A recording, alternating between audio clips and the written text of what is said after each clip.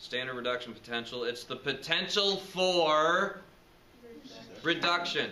So write that. Rewrite that somewhere. The potential for reduction. Who has the greatest potential for reduction is what that's saying. So you tell me, who has the greatest potential for reduction?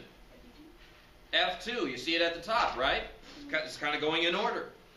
Who has the least potential for reduction? Lithium. Lithium plus 1. Right? Okay, lithium plus 1. And by the way, if it has the least potential for reduction on this chart, it's got the greatest potential for oxidation. Okay? So, highest potential for reduction. This is all based on reductions. Notice that every single one of these reactions, they gain electrons. So that's called reduction. Okay? So this is a list showing you the potential, if you will, the potential for reduction. Okay? All right. So what I want you to do right here on this piece of paper, right in this area right here, I want you to write this down. Since those have the strongest potential for reduction, that makes them strong oxidizing agents. The top ones are? Yes. This corner over here. Okay. Then I want you to scroll down to the bottom. Okay. This guy right here has the lowest potential for reduction, so he's got the highest potential for oxidation, which is the opposite. So on the opposite side, these guys are going to be your strong what? Reducing agents. And when I write it on this side, I'm meaning these guys over here. Okay? So these guys are strong reducing agents. These guys up here are strong oxidizing agents. Okay? All right. What we're going to start doing is we're going to start talking about something called galvanic cells. Let me write that word up here. Galvanic cells. We're going to talk about batteries. Okay? Because that's what this is. This produces electricity. That's called a battery. This is a chemical reaction that produces electricity, hence a battery. Okay? A battery always has two electrodes. Okay? One's called a cathode. One's called an diode. Anode. Anode and cathode. Okay? It's going to be in some sort of solution. There's going to be some liquid involved. There's a solution here. This right here is called a salt bridge. I'll talk about that guy in a second. But what I want you to notice is this. This is lead. This is aluminum. This is 1 molar lead nitrate. This is 1 molar aluminum nitrate, because 1 molar is standard. Okay? By the way, and I'll edit this out and pause this. Take 2 minutes, draw this. I want you to draw this. Some of you guys are good drawers, some of you guys are terrible. Take out paper. This is like your notes, okay? Try and draw this somewhere. Actually, you have it because you printed out the stuff, didn't you? Yeah. If you printed off your stuff, you're good. Okay. You can just draw. You can write on this, okay? If you didn't print off your stuff, you have to draw. Does that make sense? Darn. There we go. It's a good thing you're a good drawer. Well, those of you that are not drawing, I want you to look. So I've got lead, and I've got lead plus 2. Nitrate's a what? Spectator. Here I've got aluminum, and I've got what? Aluminum plus 3. Okay? So there's some lead ions, there's some solid lead, there's some solid aluminum, and there's some aluminum ions. What I want you to do right now is this. Everybody find them on this piece of paper. Find lead and lead plus 2. That's one reaction. Find aluminum and aluminum plus 3. You good for drawing? You better hurry up. Catch up is what I'm saying.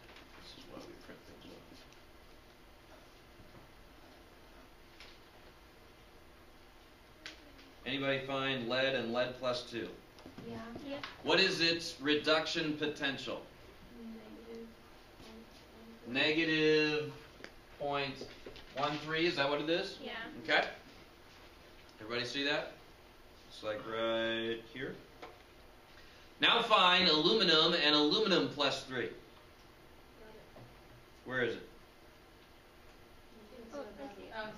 What's its number? Negative 1.66. Negative 1.66. Okay, so according to this, you tell me, out of these two guys, who has the greater potential for reduction? Lead. This one. So what I want you to write down is this. Big, fat, red cat. Okay? Lead's going to get reduced. That's where the red comes in. Okay? This guy, therefore, will get what? Oxidized, so I want you to write un-ox.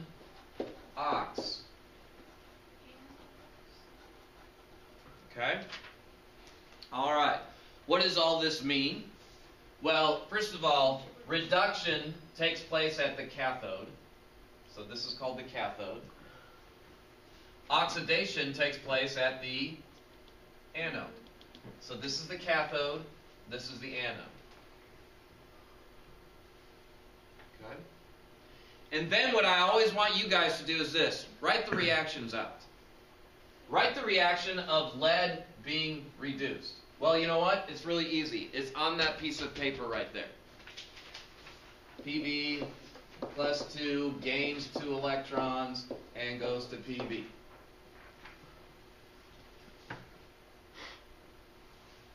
Now I want you to write the oxidation of aluminum.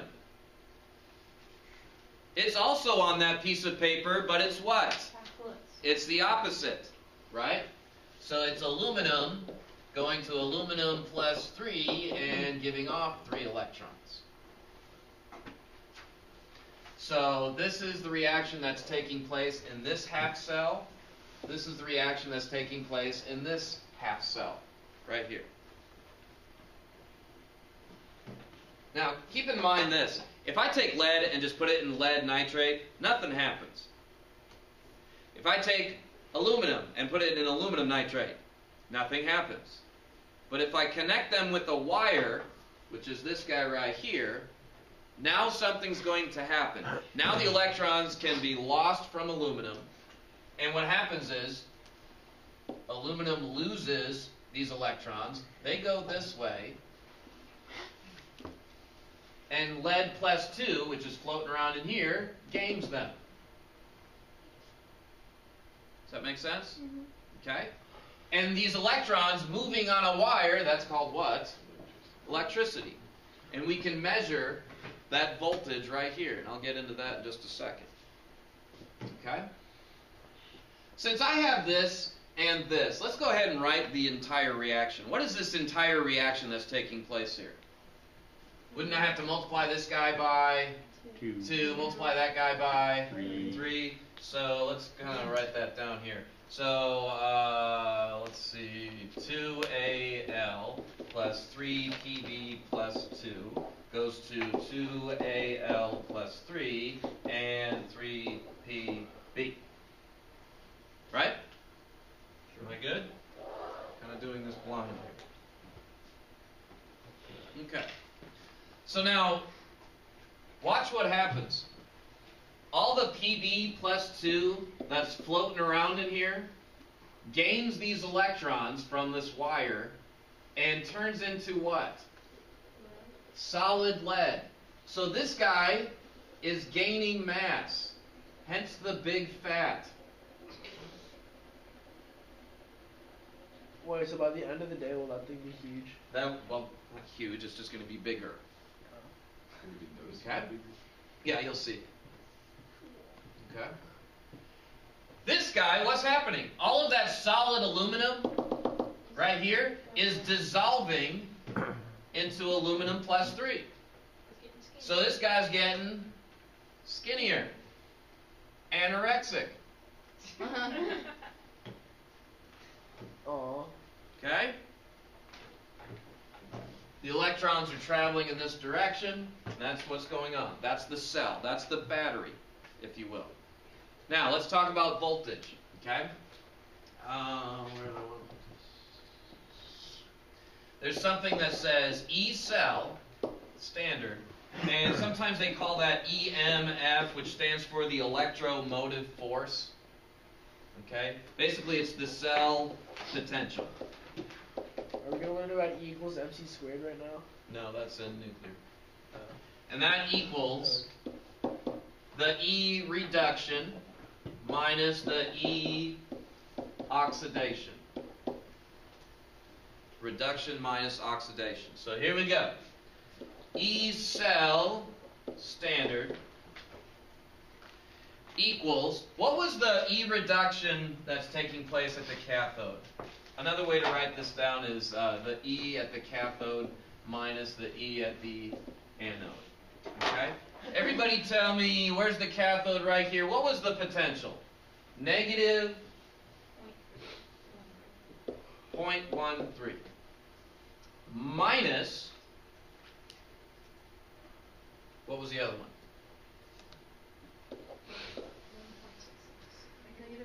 Negative 1.66. Remember, when you subtract a negative, you're going to have to add it. Okay? Somebody please give me that answer. 1.53. What'd you say? 1.53. 1.53, and that's volts. The units are volts. What is a volt? A volt is a joule per coulomb. That's the amount of energy per charge. Coulomb is a measurement of charge. Okay, we call the whole thing volts. Okay? So that cell produces 1.53 volts. It's not. Okay? Where did you get the minus 0.13 in the other? They're on this chart right here. You just find... Alright, so that's what this is reading right here. On the voltmeter. That's a voltmeter. It's just reading the chart. Alright, now let's talk about the salt bridge. What does the salt bridge do? The salt bridge is there to replenish ions, to maintain the neutrality of this cell. What does that mean? Everybody watch. If this guy right here, solid aluminum, just keeps dissolving into and turning into aluminum plus 3, then don't I have this huge buildup of positiveness here? Yeah. And then over here, all my lead plus 2s are turning into solid lead. So I'm losing all my positives right here. So that means I have this huge buildup of negatives. So the whole point of the salt bridge is you want something that's very neutral, that's not going to react, not going to cause precipitates or anything like that. Okay? And since this guy right here has a lot of buildup of negativeness, it needs more what? Positive. So who's going to go over there? Okay. K positive. Since this has a huge buildup of positiveness, who's going to go over there? The negative. Nitrate. Negative.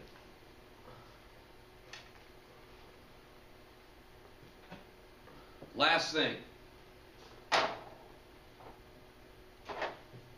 Since the electrons are attracted and going in this direction, we call this electrode the positive lead, right? The positive node. And since they're repelling away from this guy, we call him what? The negative. So I've got a positive and a negative.